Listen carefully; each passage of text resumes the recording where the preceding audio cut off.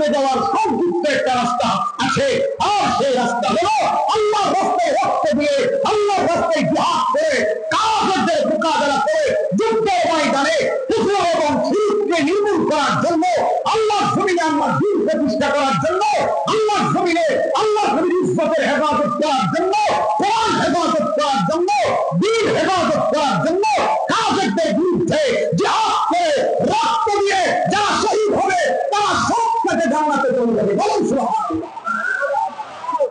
আমরা শর্টকাট রাস্তা বাঁচতে চাই, কথা বলেন ঠিক কিনা?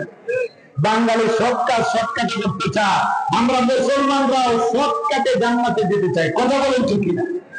এটা আল্লাহর নবীর কথা, আমার কথা নয়। আল্লাহর নবী বলেছেন জান্নাতে যাওয়ার শর্টকাট রাস্তা হলো জিহাদ, জিহাদ হলো জান্নাতে যাওয়ার সংক্ষিপ্ত পথ। আল্লাহ রাব্বুল আলামিন নিজেও পবিত্র কোরআনুল কারীমের মধ্যে বলছেন, ইন্নাল্লাহা ইশতারা মিনাল মুমিনিনা আনফুসাহুম ওয়া আমওয়ালাহুম বিআন্না লাহুমুল জান্নাহ ইউকাতিলুনা ফী সাবিলিল্লাহ فيقتلون ويقتلون وعدا عليه حقا في التوراة والإنجيل والقرآن। الله رب العالمين بأجابين হে পৃথিবীর মুসলমানেরা, আমি আল্লাহ রাব্বুল আলামিন তোমাদেরকে শর্টকাটে সংক্ষিপ্তভাবে জান্নাতে যাওয়ার রাস্তা বলে দিচ্ছি। তোমরা যদি আমি আল্লাহ সুবহানাহু ওয়া তাআলাকে দুইটা জিনিস দিতে পারো, একটা হলো তোমাদের জীবন আর একটা হলো তোমাদের সম্পদ, এই দুইটা জিনিস যদি আমি আল্লাহকে দিতে পারো, আমি আল্লাহ ঘোষণা দিলাম বিআন্না লাহুমুল জান্নাহ, বিনিময়ে আমি আল্লাহ তোমাদেরকে জান্নাতের মালিক বানিয়ে দেব।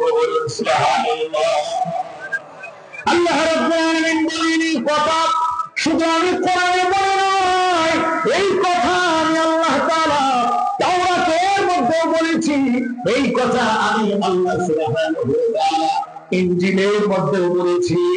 আমি আল্লাহ ঘোষণা দিয়েছি, আমি আল্লাহ সুবহানাহু ওয়া তাআলা পরিষ্কারভাবে বলে দিয়েছি, যারা আমার রাস্তায় জিহাদ করবে,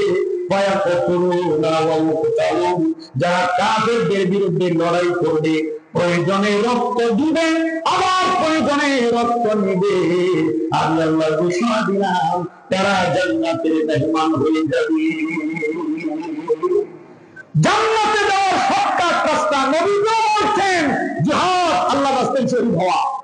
আর আল্লাহ বলছেন মাত্র দুইটা জিনিস আল্লাহকে দিলে আল্লাহ সুবহানাহু ওয়া তাআলা জান্নাত দান করবেন।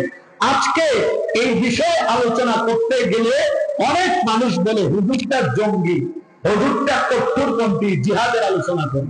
এখন কি জিহাদ আছে নাকি? জিহাদ তো নবীজির জামানায় ছিল, এখন কিসের জিহাদ? এখন জিহাদের আলোচনার কোনো দরকার নাই, পরিবেশ নাই জিহাদের আলোচনা, এটা বেহুদা এমন কথা বলে জিহাদের ব্যাপারে আমাদেরকে নিরুৎসাহিত করে, কথা বলেন ঠিক কিনা? আর আমরা বলি বক্তব্য নামাজের আলোচনা অনেক হয়েছে, আরো হবে, রোজার আলোচনা অনেক হয়েছে, আরো হবে, যাকাতের আলোচনা অনেক হয়েছে, আরো হবে, এইভাবে আল্লাহর গোলামীর আলোচনা অনেক হয়েছে, আরো হবে, কবরের আলোচনা অনেক হয়েছে, আরো হবে, জান্নাতের আলোচনা, জাহান্নামের আলোচনা অনেক হয়েছে, আরো হবে। এখন বর্তমানে মুসলমানদের জন্য সবচেয়ে বেশি আলোচনার বিষয় হলো আল্লাহর রাস্তায় জিহাদের আলোচনা। কারণ বছরে মুসলমানদের সঙ্গে গাজওয়াতুল হিন্দ আসতেছে, জিহাদের আলোচনা করে যুবকদেরকে, মুরব্বীদেরকে, সর্বস্তরের মানুষকে জিহাদের জন্য, আল্লাহর রাস্তায় শহীদ হওয়ার জন্য উদ্বুদ্ধ করতে হবে, কথা বলেন ঠিক কিনা? এখন জিহাদের আলোচনা বেশি দরকার, কারণ গাজওয়াতুল হিন্দ একেবারে আসন্ন। হিন্দুস্তানের একটা যুদ্ধ হবে কাফেরদের বিরুদ্ধে, একদল থাকবে মুসলমান, আরেক দল থাকবে কাফের, একদল থাকবে ইমানদার, আরেক দল থাকবে মুশরিক। তাদের বিরুদ্ধে মুসলমানরা যুদ্ধ করবে, আর এই যুদ্ধে মুসলমানদের বিজয় হবে এবং মুসলমানরা জান্নাতে হবে। বলুন সুবহানাল্লাহ। এই জন্য জিহাদের আলোচনা, নামাজের আলোচনার পাশাপাশি, কবরের আলোচনার পাশাপাশি, অন্যান্য আলোচনার পাশাপাশি জিহাদের আলোচনা বেশি দরকার। কথা বলেন ঠিক কিনা? কারণ বিগত স্বৈরাচার, বিগত মানুষগুলো আমাদেরকে জিহাদের ব্যাপারে আলোচনা করতে দেয় নাই, জিহাদের ব্যাপারে নিরুৎসাহিত করেছে। যারা জিহাদের আলোচনা করেছে তাদের কণ্ঠরোধ করেছে, তাদের উপর জুলুম আর নির্যাতন করেছে, কোরআনের পাখিদেরকে জেলখানায় বন্দী করে রেখেছে। কোরআনের আলোচনা করার কারণে, জিহাদের আলোচনা করার কারণে শাহাদাতের তামান্না যারা বুকে লালন করত, ওই সমস্ত কোরআনের পাখিদেরকে জেলখানায় বন্দী করে রেখে জুলুম আর নির্যাতন করে কোরআনের পাখিদেরকে জঙ্গি তকমা দিয়ে, পাকিস্তানি তকমা দিয়ে, রাজাকার তকমা দিয়ে, কট্টরপন্থী তকমা দিয়ে এদেশের যুবকদের অন্তরের মধ্যে, এদেশের মুসলমানদের অন্তরের মধ্যে জিহাদের বিরুদ্ধে ঘৃণা তৈরি করেছে। ওই ঘৃণা দূর করে এদেশের মুসলমানদেরকে জিহাদের প্রতি উদ্বুদ্ধ করতে হবে, শাহাদাতের তামান্না তাদের অন্তরে ঢুকাইতে হবে। কারণ মুসলমান যতদিন জিহাদ করবে ততদিন সম্মানিত। মুসলমান জিহাদ ছেড়ে দিবে লাঞ্ছিত। আমরা আজকে লাঞ্ছিত কিনা? সারা পৃথিবীতে মুসলমান নির্যাতিত কিনা? কারণ একটাই, জিহাদ ছেড়ে দেওয়া। কারণ একটাই, কি ছেড়ে দেওয়া? জিহাদ ছেড়ে দেওয়া। আমার কথা নয়, আমি এত বড় পণ্ডিত হয় নাই যে আমি আমার পক্ষ থেকে কথা বলবো। আল্লাহ যদি বলেছেন আরো 1450 বছর আগে, আল্লাহর নবীর কথাইগুলো এবং অক্ষরে অক্ষরে মিলে যাচ্ছে। আল্লাহর নবী বলেছেন, ইযা তাবায়াতুম বিল আইনা ওয়া আখাযতুম আযনাবাল বাকর ওয়া রাদিতুম বিয-যার'i ওয়া তারাকতুমুল জিহাদা সাল্লাল্লাহু আলাইকুম যুল্লা। আল্লাহ নবী ডাক দিয়ে বলেন, যখন আমার উম্মতেরা, মুসলিম জাতি যখন বেচাকেনা নিয়ে, ব্যবসা বাণিজ্য নিয়ে এবং চাষাবাদ নিয়ে, কৃষিকাজ নিয়ে সন্তুষ্ট হয়ে পড়বে, কৃষিকাজ নিয়ে সন্তুষ্ট হয়ে পড়বে, চাষাবাদ নিয়ে সন্তুষ্ট হয়ে পড়বে, ব্যবসা বাণিজ্য নিয়ে সন্তুষ্ট হয়ে পড়বে এবং তোমরা জিহাদ ছেড়ে দিবে, আল্লাহ রাব্বুল আলামিন তোমাদের ঘরের মধ্যে লাঞ্ছনা চাপিয়ে দিবে। সাল্লাল্লাহু আলাইকুম যুল্লাহ। জিহাদ যখন ছেড়ে দিবে তখন তোমাদের গর্দানের মধ্যে লাঞ্ছনা। আজকে মুসলমান সব জায়গায় লাঞ্ছিত। ফিলিস্তিনে মুসলমান নির্যাতিত, লেবাননের মুসলমান নির্যাতিত, আজকে সিরিয়ার মুসলমান নির্যাতিত, আজকে কাশ্মীরের মুসলমান নির্যাতিত, চাইনার উইঘুরের মুসলমান নির্যাতিত, মায়ানমারের লক্ষ লক্ষ মুসলমান নিগৃহীত, নির্যাতিত, লাঞ্ছিত, অপমানিত। সব পৃথিবীর মুসলমানদেরকে আজকে ইহুদি খ্রিস্টানরা কানে ধরে ঘুরাচ্ছে, লাঞ্ছিত করছে, অপমানিত করছে। মুসলমানদেরকে দেখা রক্ত হাসি দিচ্ছে। আজকে মুসলমানদের উপর কাফের মুশরিকরা শাসন, শোষণ, জুলুম, নির্যাতন করছে। একটাই কারণ, মুসলমানরা বিলাসিতার দিকে ধাবিত হচ্ছে, দুনিয়ার দিকে ধাবিত হচ্ছে, জিহাদ ছেড়ে দিচ্ছে। কথা বলেন ঠিক? জিহাদ ছেড়ে দেওয়ার কারণে আজকে মুসলমানদের কপালে লাঞ্ছনা। মুসলমান তো মার খাওয়ার জন্য আসে নাই, মুসলমান সারা জীবন রক্ত দেওয়ার জন্য আসে নাই, মুসলমান সারা জীবন ইহুদি খ্রিস্টানদের গোলামি করার জন্য আসে নাই। আর মুসলমানদেরকে তো আল্লাহ সুবহানাহু ওয়া তাআলা আল্লাহর জমিনে আল্লাহর কালিমাকে উদ্দীন করার জন্য, কালিমার ঝান্ডাকে উদ্দীন করার জন্য, আল্লাহর জমিনে আল্লাহর দ্বীন প্রতিষ্ঠা করার জন্য, কোরআনের শাসন কায়েম করার জন্য মুসলমানদেরকে তো আল্লাহ সুবহানাহু ওয়া তাআলা সারা পৃথিবীতে খলিফাতুল্লাহ হিসেবে, আল্লাহর প্রতিনিধি হিসেবে আল্লাহর দ্বীন কায়েম করার জন্য পাঠিয়েছিলেন। মুসলমান কেন কাফের মুশরিকদের গোলামি করবে? এটার জন্য তো মুসলমানকে আল্লাহ পছন্দ নেই। আল্লাহ তো মুসলমানদেরকে পাঠিয়েছেন সারা পৃথিবীতে শাসন করার জন্য, ইনসাফ প্রতিষ্ঠা করার জন্য, সারা পৃথিবীটাকে শান্তির পৃথিবী কায়েম করার জন্য এবং সমস্ত মানুষদের উপর শাসন করে সমস্ত মানুষদেরকে ইনসাফ দেওয়ার জন্য আল্লাহ সুবহানাহু ওয়া তাআলা আমাদেরকে পাঠিয়েছেন, আমাদেরকে কোরআন দিয়েছেন, আমাদেরকে নবী দিয়েছেন, আমাদেরকে সবচেয়ে দামি ধর্ম এবং শ্রেষ্ঠ ধর্ম ইসলাম ধর্ম দিয়েছেন। কিন্তু আজকে আমরা জিহাদ ছেড়ে দিয়েছি, ইহুদি খ্রিস্টানদের গোলাম হয়েছি। আজকে আমাদের কপালে লাঞ্ছনা। জিহাদ ভুলে গিয়েছি, শাহাদাতের তামান্না অন্তরের মধ্যে নাই, শহীদ হওয়ার আকাঙ্ক্ষা অন্তরের মধ্যে নাই। শহীদ হলে কত ফজিলত এটা আমাদের জানা নাই, কারণ এইগুলো আমাদের আলোচনা হয় না। আলোচনা হইলে যারা আলোচনা করে তাদের ব্যাপারে বিভিন্ন একটা নেগেটিভ ধারণা আমাদের দেশের মধ্যে আছে। এই নেগেটিভ ধারণাকে দূর করে এটাকে পজিটিভে নিয়ে আসতে হবে। জিহাদের তামান্না অন্তরে লালন করতে হবে। হতে পারে এখন জিহাদ আমাদের সামনে নাই, কিন্তু জিহাদের ডাক আসতে যেন আমরা জিহাদ করতে পারি, আল্লাহর রাস্তায় শহীদ হতে পারি। এই জন্য আল্লাহ সুবহানাহু ওয়া তাআলা আরো 1450 বছর আগেই কিয়ামত পর্যন্ত আনওয়ারা মুসলমানদেরকে বলে দিয়েছেন, ওয়া আইযু লাহুম মাসতাতাতুম মিন কুওয়া ওয়া মিন রিবাতিল খাইলি তুরহিবুনা বিহি আদুওয়াল্লাহি ওয়া আদুওয়াকুম। আল্লাহ বলে দিয়েছেন, হে পৃথিবীর মুসলমান, সারা জীবন তোমরা প্রস্তুতি গ্রহণ করবে, সব জামায় প্রস্তুতি গ্রহণ করবে, কাফের মুশরিকদের বিরুদ্ধে তোমরা প্রস্তুতি গ্রহণ করবে, যাতে করে তোমরা ওদেরকে ভয় পাওয়া না লাগে। তুরহিবুনা বিহি আদুওয়াল্লাহ ওয়া আদুওয়াকুম, জিহাদের প্রস্তুতি গ্রহণ করে কাফেরদের অন্তরের মধ্যে ভয় ঢুকিয়ে দিবে, তোমরা তাদেরকে ভয় পাবে না, তারা তোমাদেরকে ভয় পাবে।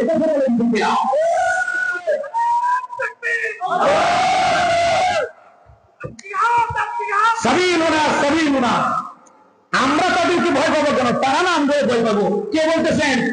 আল্লাহ বলতেছেন যে তারা তোমাদেরকে ভয় পাবে, তোমরা তাদেরকে ভয় পাবে কেন?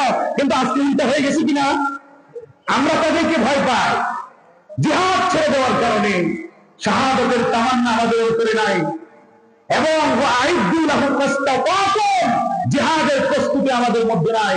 এই জন্য জিহাদের ব্যাপারে বেশি আলোচনা হওয়া, শাহাদাতের তামান্না নিয়ে বেশি আলোচনা হওয়া, শহীদদের মর্যাদা সম্পর্কে বেশি আলোচনা হওয়া, শহীদদের পুরস্কার সম্পর্কে বেশি আলোচনা হওয়া, আমরা কোন জাতি, আমরা কেমন নবীর উম্মত, কেমন সাহাবীদের উত্তরসূরি, এইগুলো নিয়ে বেশি বেশি আলোচনা হওয়া চায়। শহীদের মর্যাদা আল্লাহর নবী সরকারে দু জাহান রাহমাতুল্লিল আলামিন হাদিসের মধ্যে বলেন, তিরমিজি শরীফের হাদিস, শহীদদেরকে বড় বড় পুরস্কার দেওয়া হবে, অসংখ্য অগণিত পুরস্কার, তার মধ্যে 6টা বড় পুরস্কার। আল্লাহর নবী ডাক দিয়ে বলেন, লিশশাহীদি ইনদাল্লাহি সিত্তু খিসালিন, শহীদদের জন্য আল্লাহর কাছে 6টি বড় বড় পুরস্কার আছে। আমার সাথে একটু আওয়াজ দিয়ে বলেন, শহীদদের জন্য আল্লাহর কাছে কয়টি পুরস্কার আছে? আল্লাহর কাছে শহীদদের জন্য 6টি পুরস্কার। আল্লাহর নবী ডাক দিয়ে বলেন, 1 নম্বর পুরস্কার হলো ইউগফারু লাহু ফি আউয়ালি দাফাতিন ওয়া ইউরা মাকাদুহু ফিল জান্নাহ। শহীদের 1 নম্বর পুরস্কার হলো, শহীদ যখন আল্লাহর রাস্তায় জিহাদ করতে করতে রক্ত দিয়ে যখন মারা যাবে, শহীদের জীবনের সমস্ত গুনাহগুলো মাফ করে দেওয়া হবে, এবং তার ঠিকানা কোথায় হবে? জান্নাতের কোন স্তরে তার ঠিকানা হবে? আল্লাহ সুবহানাহু ওয়া তাআলা জান্নাতে তার ঠিকানাটা দেখিয়ে দিবেন। বলুন সুবহানাল্লাহ। শহীদের 1 নম্বর পুরস্কারটাকে মাফ করে দেওয়া হবে, জান্নাতে তার ঠিকানা দেখানো হবে।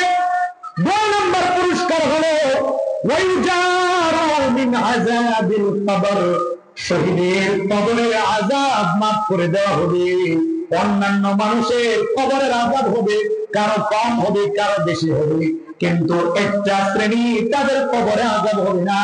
ওই শ্রেণীটা হলো যারা আল্লাহর রাস্তায় জিহাদ করে রক্ত দিয়ে শাহাদাত বরণ করেছে, তাদের কবরের মধ্যে কোনো প্রকার আযাব হবে না। 3 নম্বর পুরস্কার আল্লাহ বলেন, শহীদের 3 নম্বর পুরস্কার হলো ওয়ায়াহমারু মিনাল ফাজাইল আকবার। কাল কিয়ামতের ময়দানে যখন সবাই ভীত সন্ত্রস্ত হয়ে পড়বে, নবীরা পর্যন্ত ভীত সন্ত্রস্ত হয়ে পড়বে, আদম আলাইহিস সালাতু ওয়াস সালাম বলবেন নাফসি নাফসি, ইব্রাহিম খলিলুল্লাহ সত্য বলবেন নাফসি, নূহ আলাইহিস সালাতু ওয়াস সালাম বলবেন নাফসি, মুসা ঈসা আল্লাহ সমস্ত নবীরা ইয়া নাফসি ইয়া নাফসি বলতে থাকবে, কেউ আল্লাহর কাছে যাওয়ার মতো সাহস করতে পারবে না। আল্লাহ এতটা ভয়ঙ্কর রূপ ধারণ করবেন, আল্লাহ রাব্বুল আলামিন এতটা রাগান্বিত থাকবেন, কোন নবী, কোন ওলি, কোন বাবা, কোন পীর আল্লাহর সামনে কথা বলার সাহস করতে পারবে না, আল্লাহর সামনে দাঁড়ানোর সাহস করতে পারবে না। শুধুমাত্র আমার আপনার কলিজার টুকরা নবী রাহমাতুল লিল আলামিন আল্লাহর কুদরতে পায়ে সিজদায় পড়ে আল্লাহকে রাজি খুশি করার চেষ্টা করবেন। আল্লাহ রাজি হয়ে যাবেন। আল্লাহ বলবেন মাথা উঠান, আপনি আমার কাছে যা চাইবেন আপনাকে তা দিব। আপনি আমার কাছে সুপারিশ করেন, আপনার সুপারিশ গ্রহণ করব। আল্লাহ নবী ডাক দিয়ে বলেন, এই ভয়ঙ্কর কিয়ামতের ময়দান সবাই ভীত সন্ত্রস্ত থাকবে। মা বাবা পরিচয় দিবে না, স্ত্রী পরিচয় দিবে না, সন্তান পরিচয় দিবে না, ভাই বোন পরিচয় দিবে না, কেউ পরিচয় দিবে না, কেউ কারো কাজে আসবে না, টাকা কাজে আসবে না, নেতা নেত্রী কাজে আসবে না, এমপি মন্ত্রীরা কাজে আসবে না। সেই কঠিন মুহূর্তে এক কদমও কেউ লড়তে পারবে না। কখন বিচার শুরু হয় কেউ বলতে পারে না। সবাই ভীত সন্ত্রস্ত হয়ে যাবে। ভয়ঙ্কর ময়দানের বর্ণনা দিতে গেলে লম্বা সময় দেওয়া যাবে। এমনকি মাদের গর্ভপাত হয়ে যাবে, মাদের প্রসব যাবে, যাদের পেটের মধ্যে বাচ্চা ছিল তাদের পেটের বাচ্চা পর্যন্ত প্রসব হয়ে যাবে। ভয়ঙ্কর ময়দান। ওই ভয়ঙ্কর ময়দানে এক শ্রেণীর মানুষের ভয় থাকবে না, টেনশন থাকবে না। এক শ্রেণীর মানুষ নিশ্চিন্তা থাকবে। আল্লাহর নবী ডাক দিয়ে বলেন, ওই মানুষগুলো হলো যারা আল্লাহর রাস্তায় শহীদ হয়েছে, যারা আল্লাহর রাস্তায় জীবন দিয়েছে। তারা কিয়ামতের ময়দানে কোন প্রকার ভীত সন্ত্রস্ত হবে না। বলুন সুবহানাল্লাহ। শহীদের 3 নম্বর পুরস্কার, কিয়ামতের ময়দানে ভীত সন্ত্রস্ত হবে না। 4 নম্বর পুরস্কার, আল্লাহ নবী ডাক দিয়ে বলেন,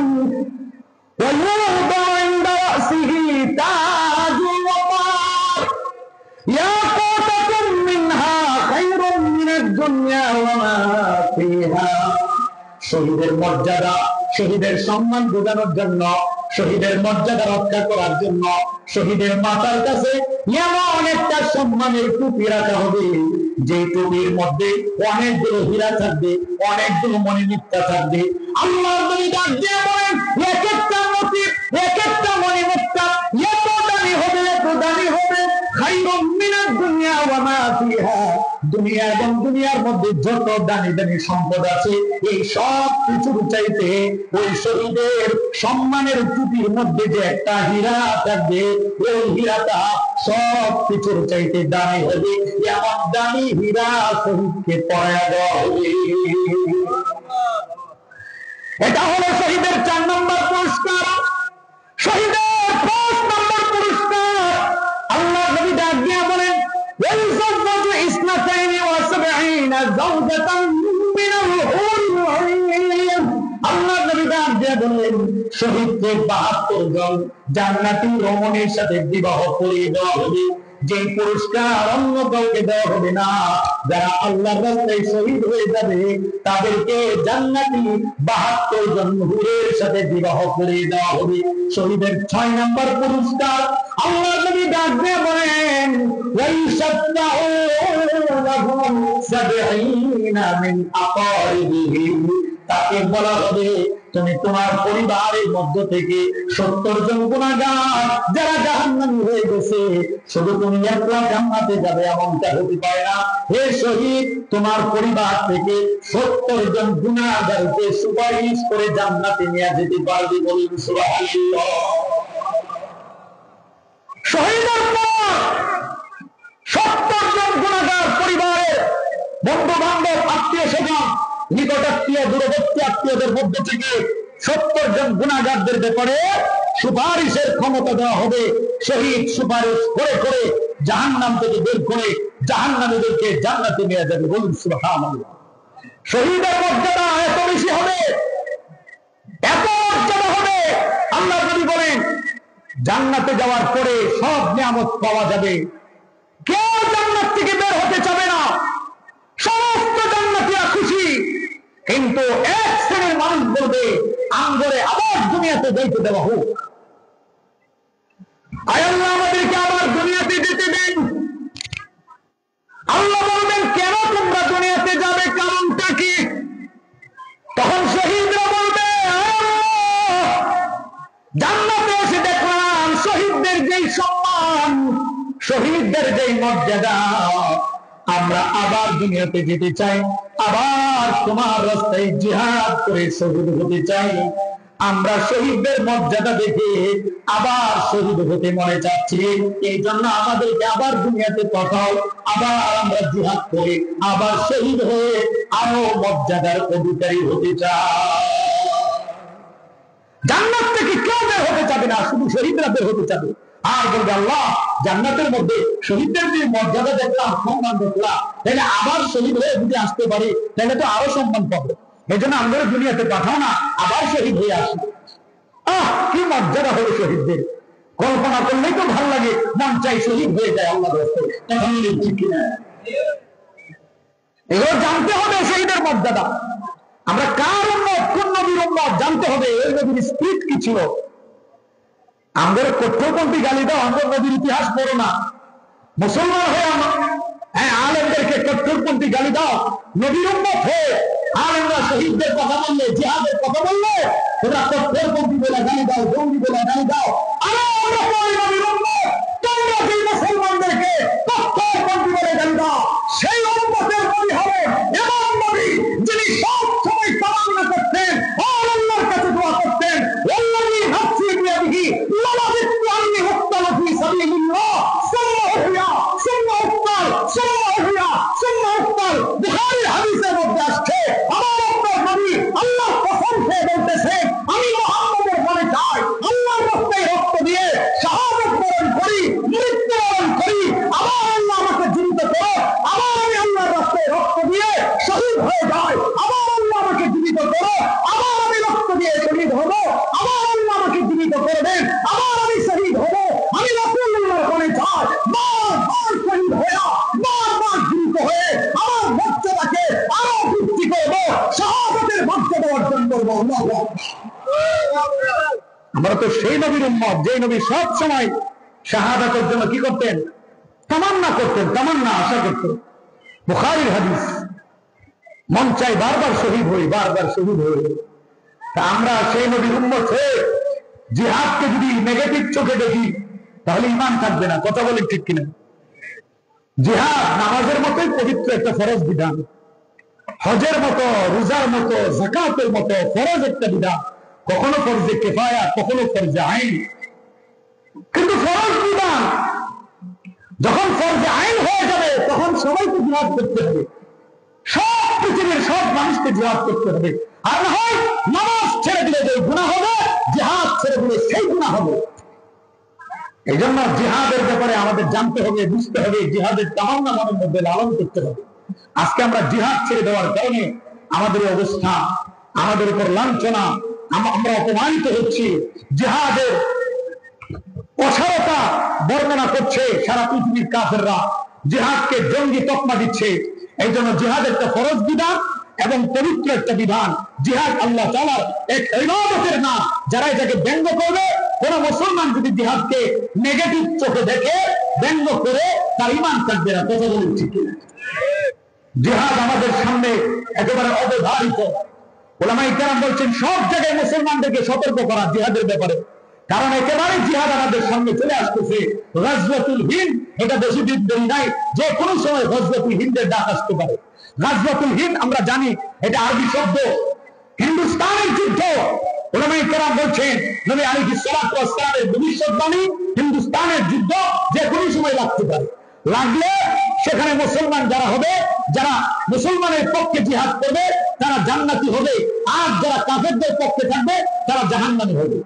নবী আলাইহিস সালাতু ওয়াস সালাম বলেছেন, ইসাবাতানি মিন উম্মতি আহরাজাহুমুল্লাহু মিনান নার, ইসাবাতুন তাগজু হিন্দা ওয়া ইসাবাতুন তাগজু মা ঈসা ইবনে মারইয়াম আলাইহিস সালাতু ওয়াস সালাম। আল্লাহ নবী ডাক দিয়ে বলেন, আমার উম্মতের দুইটা দল যাদেরকে আল্লাহ সুবহানাহু ওয়া তাআলা জাহান্নাম থেকে মুক্ত করে দিয়েছেন। একটা দল হলো যারা হিন্দুস্তানে কাফেরদের বিরুদ্ধে যুদ্ধ করবে, দুই নম্বর দল হলো ওই দল যারা ঈসা আলাইহিস সালাতু ওয়াস সালামের সঙ্গী হয়ে দাজ্জালের বিরুদ্ধে জিহাদ করবে। এই দুইটা দলকে আল্লাহ সুবহানাহু ওয়া তাআলা জাহান্নাম থেকে মুক্তি দিয়ে দিয়েছেন। বলুন সুবহানাল্লাহ। নবীজি আরো গাজওয়াতুল হিন্দের ব্যাপারে আরো আলোচনা করেছেন। এই আলোচনা শুনে হযরত আবু হুরায়রা বলেন, হযরত আবু হুরায়রা বলেন, আল্লাহর নবী গাজওয়াতুল হিন্দের কথা বলেছেন। ওই গাজওয়াতুল হিন্দ যদি আমি আবু হুরায়রা জীবিত থাকা অবস্থায় শুরু হয়ে যায়, তাহলে উনফিকু মালি ওয়া নাফসি, আমি আবু হুরায়রা ওই গাজওয়াতুল হিন্দে আমার জীবন ব্যয় করব, আমার সম্পদ ব্যয় করে ওই জিহাদে আমি অংশগ্রহণ করব। বলুন সুবহানাল্লাহ। আমি আবু হুরায়রা ওই জিহাদ করতে করতে ওই জিহাদে অংশগ্রহণ করে আমি আবু হুরায়রা যদি মারা যাই, ফাআনা আকবারুশ শুহাদা, তাহলে আমি আবু হুরায়রা উত্তম শহীদ হয়ে যাব। আর আমি আবু হুরায়রা এই জিহাদ করতে করতে যদি গাজী হয়ে ফিরি, মারা না যাই, ফাআনা মুহাররারা, তাহলে আমি আবু হুরায়রা জাহান্নাম থেকে মুক্ত হয়ে ফিরব, মুক্ত হয়ে ফিরব। বলুন সুবহানাল্লাহ।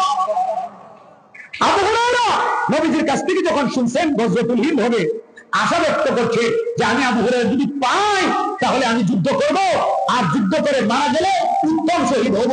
মারা যদি না যাই, বিজয় লাভ করে ফিরে আসি, তাহলে আমি জাহান্নাম থেকে মুক্তি লাভ করে ফিরে আসবো। সুবহানাল্লাহ। আমরা সে আশা করতে পারি কিনা? নোয়াখালীবাসী, লক্ষ্মীপুরবাসী সে আশা ব্যক্ত করতে পারি কিনা? গাজওয়াতুল হিন্দ অতি নিকটে, ওই নরেন্দ্র প্রসাদ নদী যেইভাবে আমাদের বাংলাদেশ সীমান্তে পাক সেনাবাহিনীর ঘাঁটি বসিয়েছে, ওলামায়ে কেরাম বলছেন, প্রেক্ষাপট বলছে, ওই স্বৈরাচাররা সেখানে বসে বাংলাদেশের বিরুদ্ধে ষড়যন্ত্র করছে। অচিরেই হয়তো গাজওয়াতুল হিন্দের ডাক আসতে পারে। ও লক্ষ্মীপুরের মুসলমান, যদি গাজওয়াতুল হিন্দের ডাক আসে, ওলামায়ে কেরাম যদি ডাক দেয়, আসো গাজওয়াতুল হিন্দের সৈনিক হও, আসো গাজওয়াতুল হিন্দের মুজাহিদ হও। কারা কারা গাজওয়াতুল হিন্দের সৈনিক হিসেবে জিহাদে অংশগ্রহণ করে রক্ত দিয়ে শাহাদাতের তামান্না নিয়ে জান্নাতের বাসনায় যুক্ত হব, দুহাত তুলে আল্লাহকে দেখিয়ে দেয়। আল্লাহু তাকবীর,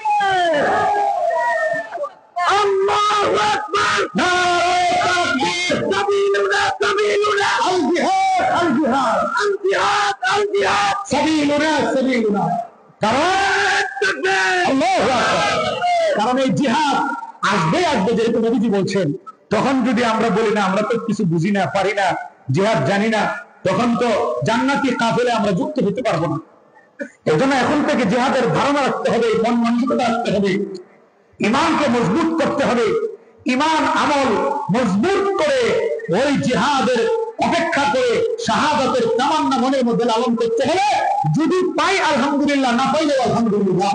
আর যদি জিহাদের তামান্না না থাকে, শাহাদাতের তামান্না না থাকে, এইভাবে যদি মারা যায়, জিহাদের ব্যাপারে নেগেটিভ ধারণা নিয়ে যদি মারা যায়, মুসলিম শরীফের হাদিস, আল্লাহর নবী বলেছেন, মুনাফিকের অংশ নিয়ে মারা গেলাম। বলেন নাউজুবিল্লাহ। কোন মুসলমান যদি জিহাদের তামান্না, শাহাদাতের আশা আকাঙ্ক্ষা নিয়ে না মরে, তাহলে সে মুনাফিকের অংশ নিয়ে মরবে। এই জন্য আমি হাজি, আমি নামাজি, আমি আলেম, আমি ইমাম, আমি বক্তা, আমি কৃষক, আমি ব্যবসায়ী, আমি চাকরিজীবী, আমি মুসলমান হয়ে থাকলে আমার মনের মধ্যে শাহাদাতের তামান্না থাকতে হবে। কথা বলেন ঠিক কিনা? আর আমরা এমন সাহাবীদের উত্তরসূরি যারা সব সময় শাহাদাতের তামান্না লালন করতেন। সাইয়্যিদুনা ওমর ফারুক রাদিয়াল্লাহু তাআলা আনহু, মুসলমানদের দ্বিতীয় খলিফা, মুসলমানদের দ্বিতীয় বাদশা ওমর ফারুক রাদিয়াল্লাহু তাআলা আনহু সব সময় দোয়া করতেন, আল্লাহুম্মা রযুকনা শাহাদাতান ফি সাবিলিক, হে আল্লাহ আপনি আমাকে আপনার রাস্তায় শহীদ হওয়ার তৌফিক দান করুন। বারবার দোয়া করতেন, আল্লাহ দোয়া কবুল করেছেন এবং শেষ জীবনে আল্লাহ সুবহানাহু ওয়া তাআলা শাহাদাতের তৌফিক দিয়েছেন। সুবহানাল্লাহ। আরেক সাহাবীর ঘটনা প্রায় সময় বলি, হযরত আব্দুল্লাহ যুলবাজাদাইন রাদিয়াল্লাহু তাআলা আনহু গোপনে মুসলমান হয়েছেন। আব্দুল্লাহ রাদিয়াল্লাহু তাআলা আনহু চাচা জানে না, মা জানে না, বাবা জানে না, আত্মীয় স্বজন জানে না, এলাকাবাসী জানে না, শুধু রাসূলুল্লাহ সাল্লাল্লাহু আলাইহি ওয়াসাল্লাম জানেন তিনি রাসূলুল্লাহর হাতে গোপনে মুসলমান হয়ে বাড়িতে থাকেন। মুসলমানের চলাফেরা, মুসলমানের কথাবার্তা, মুসলমানের উঠা বসা কাফেরদের সাথে মিল হতে পারে না, মিল হয় না। এই জন্য চাচা ডাক দিয়ে বলে, এই ভাতিজা তোমার চলাফেরার মধ্যে পরিবর্তন মনে হচ্ছে, তোমার কথাবার্তার মধ্যে পরিবর্তন মনে হচ্ছে, তুমি কি মুসলমান হয়ে গেছো কিনা? ও মুসলমান, মুসলমানের চলাফেরা আর কাফেরের চলাফেরা এক হতে পারে না। কিন্তু দুঃখ এবং পরিতাপের বিষয় হচ্ছে আজকের মুসলমানের চলাফেরা আর কাফেরদের চলাফেরার মধ্যে তেমন পার্থক্য পরিলক্ষিত হয় না। ঠিক কিনা? আজকে মুসলমানরা কাফেরদের মতো চলতে চায়, কাফেরদের মতো পোশাক পরতে চায়, কাফেরদের মতো কৃষ্টি কালচার, অসভ্যতা, অপসংস্কৃতি নিজের ব্যক্তিত্বের মধ্যে, নিজের পরিবারের মধ্যে, নিজের সমাজের মধ্যে, নিজের রাষ্ট্রের মধ্যে নিয়ে আসছে। আর মনে মনে ভাবছে তাদের মতো চললে আমরা তাদের মতো ডিজিটাল হয়ে যাব। তারা যেমন স্মার্ট হয়ে গিয়েছে আমরা স্মার্ট পরিবার হয়ে যাব। তারা যেমন ব্যক্তি হিসেবে স্মার্ট আমরা ব্যক্তি হিসেবে স্মার্ট হয়ে যাব।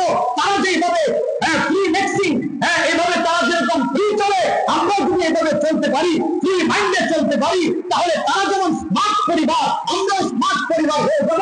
তারা যেমন তাদের সমাজটাকে সুন্দর করে গড়েছে, সেখানে কোনো পর্দা নাই, সেখানে ব্যক্তি স্বাধীনতা রয়েছে, পোশাকের স্বাধীনতা রয়েছে, সব কাজ করার স্বাধীনতা রয়েছে।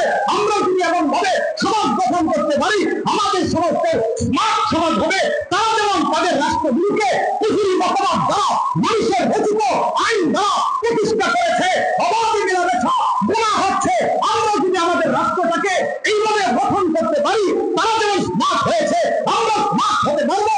আজকে মুসলমান তাদের মতো স্মার্ট হওয়ার স্বপ্ন নিয়েছে, এই জন্য মুসলমানের অবনতি হয়েছে।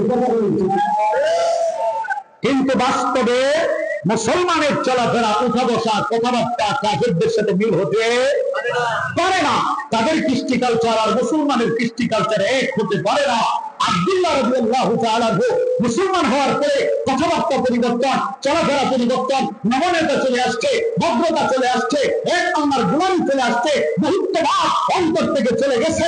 এবার চাচা ডাক দিয়া বলে তুমি কি মুসলমান হয়ে গেছো নাকি? আব্দুল্লাহ বলে চাচা আমার জিজ্ঞাসা যেহেতু করে ফেলেছে মিথ্যা কথা বলবো না, হ্যাঁ আমি মুহাম্মদ আরবির হাতে হাত রেখে কালিমা করে মুসলমান হয়ে গিয়েছি। এবার চাচা আব্দুল্লাহর উপর জুলুম নির্যাতন শুরু করলো আর বললো মুসলমান হয়েছে ভালো কথা, তোমার সামনে রাস্তা দুইটা। এক নম্বর রাস্তা হলো তুমি মুহাম্মদের কালিমা ছেড়ে দাও, আমরা বাড়িতে আমাদের সাথে থাকতে পারবে। দুই নম্বর রাস্তা হলো যদি মুহাম্মদকে না ছাড়ো, কালিমা না ছাড়ো, তাহলে আমাদের বাড়িতে থাকতে পারবে না, বাড়ি ছেড়ে চলে যেতে হবে। সংক্ষেপ করে বলছি, সময় কম, 12টার মধ্যে দোয়া সহ সবকিছু শেষ করে আবার অনেক দূর যেতে হবে, দেশের অবস্থা ভালো না, আবার সেই জঙ্গি গাজীপুর যেতে হবে। এই জন্য শর্ট করে বলছি, চাচা যখন দুই প্রস্তাব দিল, হযরত আব্দুল্লাহ রাদিয়াল্লাহু তাআলা ডাক দিয়ে বলে চাচা আমার বাড়ি ছাড়তে পারি, ঘর ছাড়তে পারি, সম্পদ ছাড়তে পারি, কিন্তু কালিমা ছাড়তে পারি না, মুহাম্মদ আরবিকে ছাড়তে পারি না। এবার আব্দুল্লাহকে তার চাচা মারতে লাগলো, মারতে মারতে রক্তাক্ত করে ফেললো, জামা কাপড় গুলো ছিঁড়ে ফেললো আর বললো চলে যাও। আব্দুল্লাহ যখন চলে যায় চাচা বলে কাপড়গুলো খুলে দিয়ে চলে যাও। হযরত আব্দুল্লাহ বলে কাপড়গুলো থাকতে দেন, লজ্জাস্থানটা ঢাইকা যায়। ইমানি পরীক্ষা আমাদেরও আসে, আমরা টিকতে পারি না, কিন্তু সাহাবায়ে কেরাম কিভাবে টিকে আছে। হে মুসলমান, সাহাবীদের ইতিহাস পড়া দরকার, ইতিহাস জানা দরকার, তাদের থেকে আমাদের ইমান শিখা দরকার। আমাদের ব্যক্তিগতভাবে বাধা আসে, পারিবারিক বাধা আসে, সামাজিক বাধা আসে, রাষ্ট্রীয় বাধা আসে, জুলুম নির্যাতন আসে, পাহাড় পরিমাণ ধৈর্যের সাথে এই জুলুম নির্যাতনের মোকাবেলা করতে হবে। আব্দুল্লাহর মতো কথা বলে ঠিক না? হযরত আব্দুল্লাহ বলে সব ছাড়তে পারি, কিছু ছাড়তে পারবো না, ইমান ছাড়তে পারবো না, কাপড়গুলো খুলে দিয়ে যাও, কাপড়টা রাখতে দেন, লজ্জাস্থানটা ঢেকে যাও। চাচা রাখতে দিল না, কাপড়গুলো খুলে ফেললো। হযরত আব্দুল্লাহর মা পিছন দিক থেকে ডাক দিয়ে বলে পরিবার চিত্র আব্দুল্লাহ, আমরা তোমাকে জন্ম দিয়েছি, আমি তোমাকে জন্ম দিয়েছি, আমাদের কাছে বড় হয়েছ, আমাদেরকে রেখে চলে যাই না, আমাদের প্রতি কি মায়া হয় না? হযরত আব্দুল্লাহ বলে মা ইমানের প্রশ্নে আমি কারোর সাথে আপোষ করতে রাজি না। হে মা, আল্লাহর নবীর কাছে চলে যাচ্ছি, যেহেতু আপনারা আমাকে ইমানের সাথে থাকতে দিবেন না, এই জন্য আমি সব কিছুর মায়া ত্যাগ করে আল্লাহর নবীর দরবারে চলে যাব। মা হিসেবে আপনার কাছে আমার একটা আবদার, আমাকে এক টুকরা কাপড় দে, আল্লাহর নবীর দরবারে দেব, আমি লজ্জাস্থানটা ঢাইকা আবৃত করে যেন যেতে পারি। মার মন তো অত্যন্ত নরম, মা এক টুকরা কাপড় দিল, হযরত আব্দুল্লাহ এটাকে টান দিয়ে ছিঁড়লেন, এক টুকরা দিয়ে নিচের অংশ ঢাকলেন, আরেক টুকরা নিজের শরীরের উপরের অংশে ঢাকলেন। কনকনে শীতের মধ্যে রাত্রিবেলা মসজিদের নববীতে গিয়ে বসে রইলেন। আল্লাহর নবী কখন বের হবেন, আল্লাহর নবীর কাছে সব ঘটনা খুলে বলবেন। আল্লাহর নবী শেষ রজনীতে উঠলেন, ঘুম থেকে উঠার পরে ডাক দিয়ে বলে কে তুমি? তিনি ডাক দিয়ে বলে আমি আব্দুল্লাহ। তুমি কোন আব্দুল্লাহ? হযরত আব্দুল্লাহ বলেন ওই যে আপনার কাছে গোপনে মুসলমান হয়েছিলাম, আমি সেই আব্দুল্লাহ। আল্লাহর নবী বলে এত রাত্রে তুমি এখানে কি করো? আব্দুল্লাহ সব ঘটনা খুলে বললেন, আব্দুল্লাহ সব কাহিনী খুলে বললেন। আল্লাহ নবী শান্ত করলেন, আব্দুল্লাহ কান্না করেন আর বলেন, ইয়া রাসূলুল্লাহ, বাড়ি ছাড়লাম, ঘর ছাড়লাম, মা ছাড়লাম, বাবা ছাড়লাম, চাচা ছাড়লাম, সম্পদ ছাড়লাম, সব ছাড়লাম। ইয়া রাসূলুল্লাহ, আপনার কাছে আমার তেমন কোনো চাওয়া নাই, একটাই চাওয়া, শুনেছি শহীদদের অনেক মর্যাদা, শহীদদের অনেক সম্মান। ইয়া রাসূলুল্লাহ, ইয়া হাবিবাল্লাহ, আপনার কাছে আমার চাওয়া হলো, আপনি তো মুস্তাজাবুদ দাওয়া, আপনি দোয়া করলে দোয়া ফেরত যাবে না। ইয়া রাসূলুল্লাহ, ইয়া হাবিবাল্লাহ, আপনি আল্লাহর কাছে একটু দোয়া করে দেন, আল্লাহ যেন আমাকে আল্লাহর রাস্তার শহীদ হিসেবে কবুল করে। একটু আওয়াজ দিয়ে বলেন আল্লাহু আকবার। আল্লাহ যেন আমাকে শহীদ হিসেবে কবুল করেন, এই দোয়াটা একটু করবেন, আর কিছু চাই না। আল্লাহ নবী দোয়া করলেন, আয় আল্লাহ, আমার আব্দুল্লাহকে তুমি তোমার রাস্তায় শহীদ হিসেবে কবুল করবা। বলার উদ্দেশ্য হলো সাহাবায়ে কেরামের মনের মধ্যে শহীদ হওয়ার কি তামান্না ছিল, কথা বলেন ঠিক কি? শহীদ হওয়ার কি আশা আকাঙ্ক্ষা ছিল, শহীদ হওয়ার কি জজবা ছিল। আর আজকে আমরা জিহাদের কথা শুনলে যে নবীর ইজ্জতের হেফাজত করার জন্য একটি রাস্তাতে যাইতে হবে, 15 তারিখের সমাবেশ সফল করার জন্য, কাদিয়ানীদেরকে রাষ্ট্রীয়ভাবে মুসলিম ঘোষণা করানোর জন্য, আল্লাহর নবীর খতনে নবুয়তকে জিন্দা করার, খতনে নবুয়তকে সংরক্ষণ করার জন্য, নবীর বিরুদ্ধে যারা কটূক্তি করে তাদের মৃত্যুদণ্ডের আইন পাস করার জন্য কুলাঙ্গাররা আমাদের কোরআন নিয়ে ছিনিমিনি করছে, কোরআনকে পায়ের নিচে মুড়ে দিচ্ছে, পদদলিত করছে।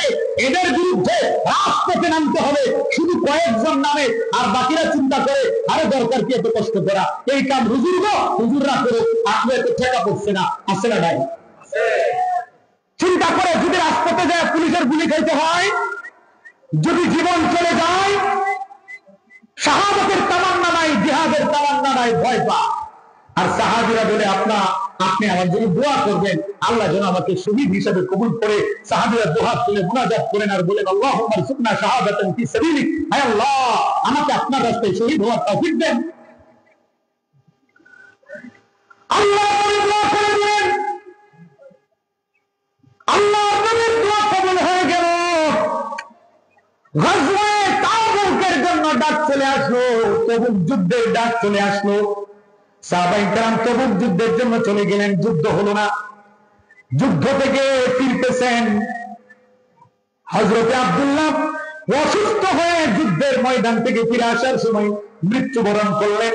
হাদিসের মধ্যে আসছে, যারা যুদ্ধের ময়দানে যাবে যুদ্ধ করার জন্য, তারা যদি যুদ্ধ নাও করে, যুদ্ধের ময়দান যাওয়ার পরে যদি মারা যায়, প্রতিমধ্যে মারা যায়, তাহলে তারা শহীদ হয়ে যাবে।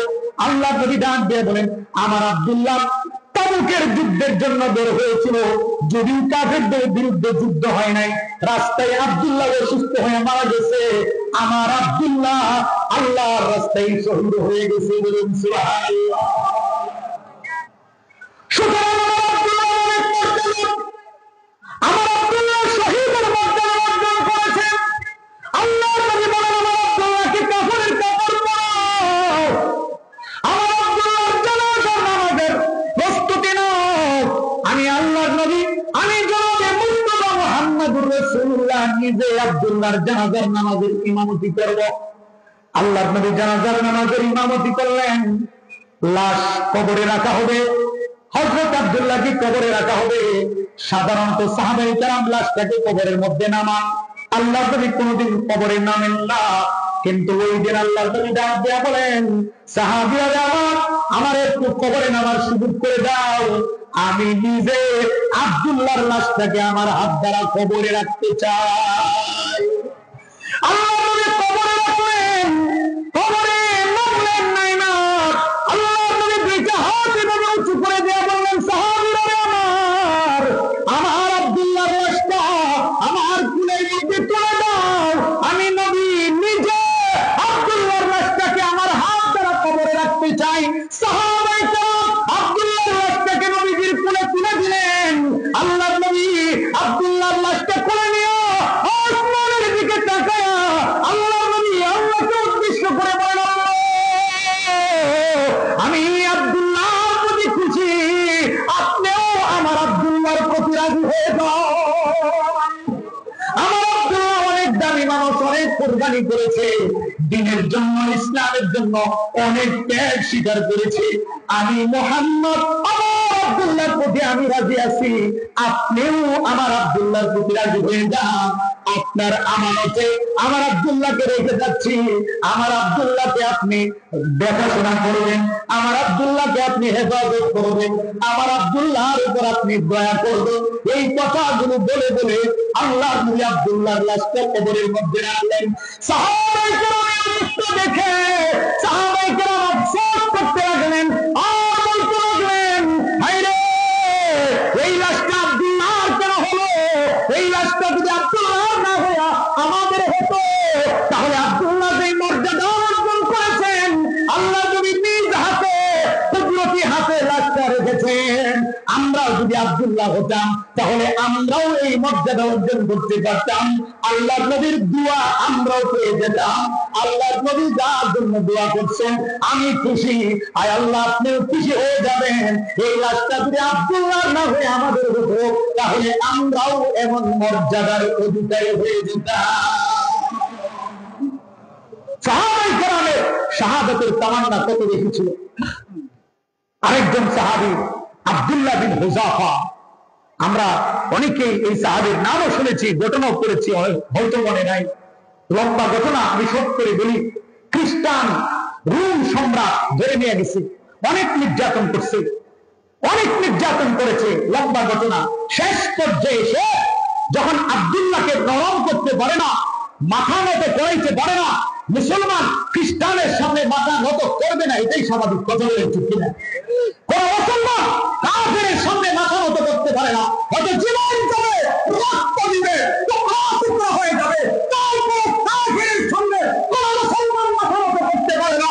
মুসলমান একমাত্র মাথা নত করবে আল্লাহর কাছে। কথা বলে ঠিক কিনা?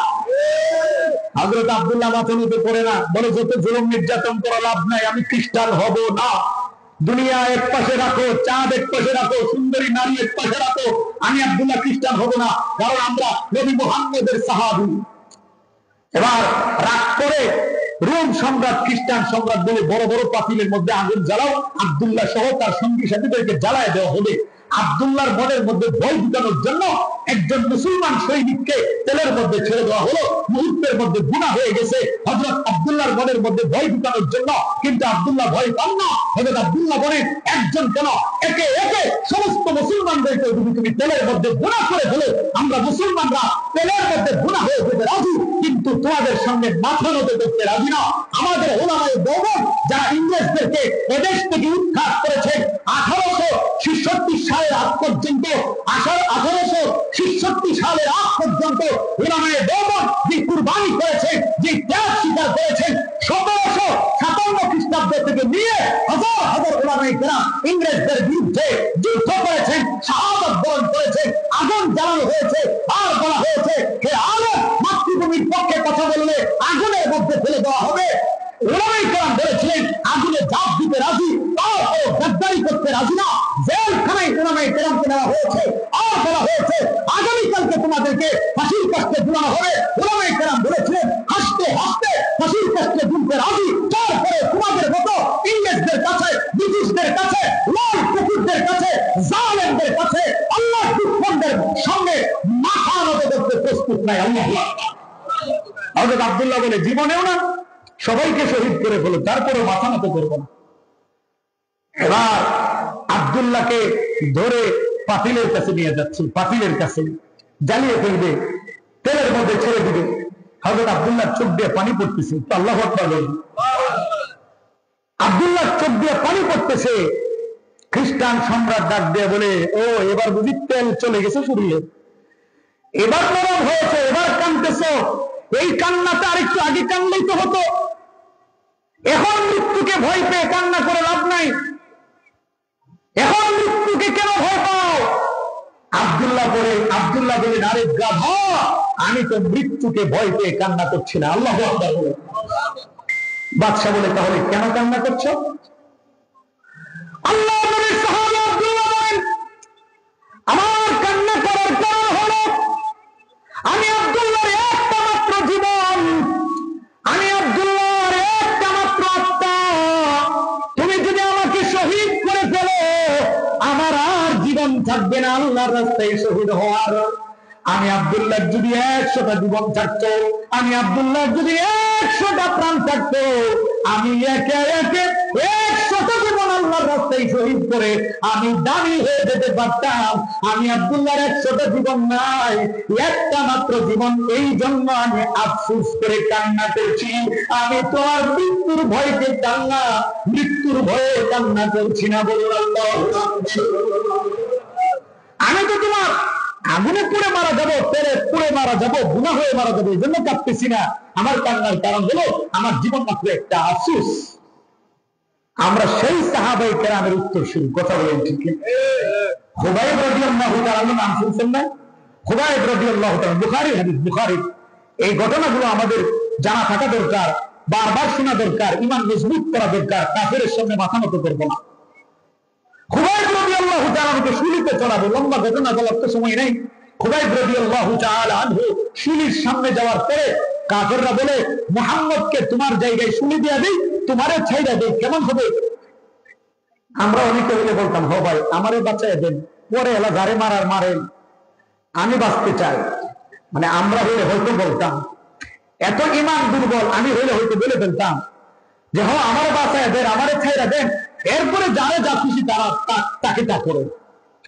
কিন্তু হযরত খুবাইব রাদিয়াল্লাহু তাআলা দীপ্ত কণ্ঠে বলেন, আল্লাহর নবীকে শুলিতে চড়াইবা দূরের কথা, আমাকে ছেড়ে দিবা, আমি স্ত্রী সন্তান নিয়ে বসবাস করব, আর আল্লাহর নবীকে এখানে নিয়ে আসবা, আল্লাহর নবীর শরীরে একটা ফুলের টুকা দিবা, এইটাও আমি খুবাইব বরদাস্ত করব না। আল্লাহু আকবার। খুবাইব রাদিয়াল্লাহু তাআলাকে শুলিতে চড়ানো হবে। খুবাইব রাদিয়াল্লাহু তাআলা বলেন, আমাকে 2 রাকাত নামাজ পড়তে দাও। কাফেররা বলে, নামাজ পড়া বাঁচতে পারবে না, নামাজ তোমাকে আজকে বাঁচাতে পারবে না, নামাজ পড়ে লাভ নাই। কত হাসি দিয়ে বলতেছে, নামাজ পড়ে তোমার আজকে কোনো লাভ হবে না, তোমার নামাজ আজকে তোমাকে বাঁচাতে পারবে না। হযরত খুবাইব বলেন, আমি তো বাঁচার জন্য নামাজ পড়ছি না, আমি তো শাহাদাত বরণের খুশি আনন্দে আমি শুকরিয়া তার 2 রাকাত নামাজ পড়তে চাই। আল্লাহু আকবার। 2 রাকাত নামাজ পড়লেন, সংক্ষেপ করে পড়লেন, অতি সংক্ষেপ পড়লেন। সংক্ষেপ পড়া আবার বলেন কি, এই কাফেররা, আমি খুবাইব লম্বা নামাজ পড়তে ভালোবাসি, কিন্তু আজকে সংক্ষেপ পড়েছি কেন জানো? কারণ তোমরা যদি লম্বা নামাজ পড়ি, তোমরা বলবে মৃত্যুর ভয়ে লম্বা লম্বা নামাজ পড়ছে, এই জন্য আমি আজকে লম্বা নামাজ পড়ি নাই, আমি অন্য সময় লম্বা নামাজ পড়তে পছন্দ করতাম। এবার খুবাইব রাদিয়াল্লাহু তাআলা আরো আশ্চর্যের বিষয়, ঈমান কত মজবুত।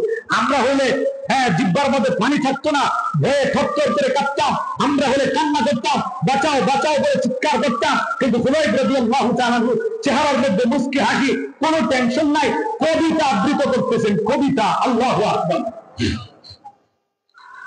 হযরত খুবাইব রাদিয়াল্লাহু তাআলা কবিতা আবৃত করেন, ওয়ালাস্তু উবালি হিনা উকতানা মুসলিমা আলা আই জামবিন কানা লিল্লাহি নাসরাই ওয়ালাকা ফি যাতিল ইলাহি ওয়া ইন ইয়াশা يبارك على أوصال شلب ممزعي। হযরত খুবাইব আমি খুবাইব কোনো টেনশন করি না, আমি খুবাইব কোনো পরোয়া করি না। তোমরা আমাকে খেজুরের কাঁটা ঢুকিয়ে ঢুকিয়ে হত্যা করো, তোমরা আমাকে তরবারি দিয়ে টুকরা টুকরা করে হত্যা করো, তোমরা আমাকে শুলিতে চড়াইয়া হত্যা করো, আমি খুবাইব কোনো টেনশন করি না, পরোয়া করি না। কারণ আমি তো দুনিয়ার জন্য জীবন দিচ্ছি না, আমি তো মুসলিম হিসাবে আল্লাহর জন্য জীবন দিচ্ছি। বলুন আল্লাহু আকবার। হযরত খুবাইব বলেন, যদি চান আমার রক্তের বিনিময়ে, আমার শরীরের প্রত্যেকটা জোড়ার বিনিময়ে, আমার শরীরের প্রত্যেকটা অঙ্গ প্রত্যঙ্গের বিনিময়ে সারা পৃথিবীতে দিন জিন্দা করে দিবেন। এই জন্য আমি কাঁদি না, এই জন্য আমার কোনো পরোয়া নাই, আমার কোনো টেনশন নাই। হে মুসলমান, আমাদের উপরে এমন জুলুম নির্যাতন আসতে পারে, পরীক্ষা আসতে পারে, সামাজিক পরীক্ষা আসতে পারে, পারিবারিক পরীক্ষা আসতে পারে, রাষ্ট্রীয় পরীক্ষা আসতে পারে, বিভিন্ন পদ্ধতিতে আমাদের উপর জুলুম আসতে পারে। সাহাবায়ে কেরাম যেমন জুলুম নির্যাতন সহ্য করেছেন, হযরতে বেলাল যেমন সহ্য করেছেন, হযরতে খাব্বাব যেমন সহ্য করেছেন, হযরতে আবু বকর যেমন মার খেয়েছেন, আল্লাহর নবী যেভাবে সহ্য করেছেন, আমরাও পাহাড় সমপরিমাণ ধৈর্য নিয়ে থাকবো, ঈমানটাকে মজবুত করবো। যতই জুলুম আর নির্যাতন করা হোক, যতই বাধা আসে, ঈমান ছাড়বো না, আমল ছাড়বো না, হক কথা বলতে ছাড়বো না, হক পদ্ধতি ছাড়বো না, হকের রাস্তা ছাড়বো না, হালাল রাস্তা ছাড়বো না, অন্যায়ের বিরুদ্ধাচরণ করা ছাড়বো না। কথা বলুন ঠিক কিনা? জুলুম আসবে, আসতেছে, কিন্তু দবে যাওয়া যাবে না, অন্যায়ের বিরুদ্ধে বলা বন্ধ করা যাবে না, হক রাস্তা ছেড়ে চলে যাওয়া যাবে না, অন্যায় রাস্তায় যাওয়া যাবে না, মোকাবেলা করতে হবে, পাহাড় পরিমাণ ধৈর্য মনের মধ্যে লালন করতে হবে, আর শাহাদাতের তামান্না মনের মধ্যে লালন করতে হবে। তাহলে আল্লাহ সুবহানাহু ওয়া তাআলা আমাদেরকে জান্নাত দিবেন। কথা বলেন ঠিক কি? শহীদ যারা হয় তারা কি মরে যায়? বলেন, শহীদরা কি মরে যায়? শহীদরা মরে না। আল্লাহ বলছেন শহীদরা মরে না। যারা যারা শহীদ হয়েছে কোরআনের জন্য, এদেশে কোরআনের পাখি আল্লামা দেলোয়ার হোসেন সাইদি শহীদ হয়েছে, মরে নাই, মানুষের অন্তরে জীবিত আছে। কথা বলেন ঠিক কিনা? আরো যে সমস্ত উলামায়ে কেরাম শহীদ হয়েছে, যারা দেশের জন্য শহীদ হয়েছে, অনেক মুসলমান যারা দেশের জন্য রক্ত দিয়েছে, মাতৃভূমির জন্য রক্ত দিয়েছে, তাদেরকে শহীদ বলা হয়। তারা মরে নাই, তারা আমাদের অন্তরে আছে। কথা বলেন ঠিক কিনা? আল্লাহ বলছেন, ولا تحسبن الذين قتلوا في سبيل الله أمواتا بل أحياء عند ربهم يرزقون فرحين بما آتاهم الله من فضله। আল্লাহ রাব্বুল আলামিন ডাক দিয়ে বলেন, যারা আমার রাস্তায় জিহাদ করতে করতে শহীদ হয়ে যায়, তাদেরকে তোমরা মৃত ধারণা করবে না, বরং তারা জীবিত, আমি আল্লাহ তাদেরকে রিজিক দেই। বলুন সুবহানাল্লাহ। আল্লাহ রাব্বুল আলামিন উম্মতকে ডাক দিয়ে বলেন, ওয়ালা তাকুলু লিমান ইউকতালু ফি সাবিলিল্লাহি আমওয়াত বাল আহইয়াউ ওয়ালাকিন লা তাশউরুন। আল্লাহ রাব্বুল আলামিন বলেন, যারা আমার রাস্তায় জিহাদ করতে করতে রক্ত দিয়ে শহীদ হয়ে যায়, তাদেরকে তোমরা মৃত বলবে না, তারা মরে যায় নাই, বরং তারা জীবিত, কিন্তু তোমরা বুঝো না।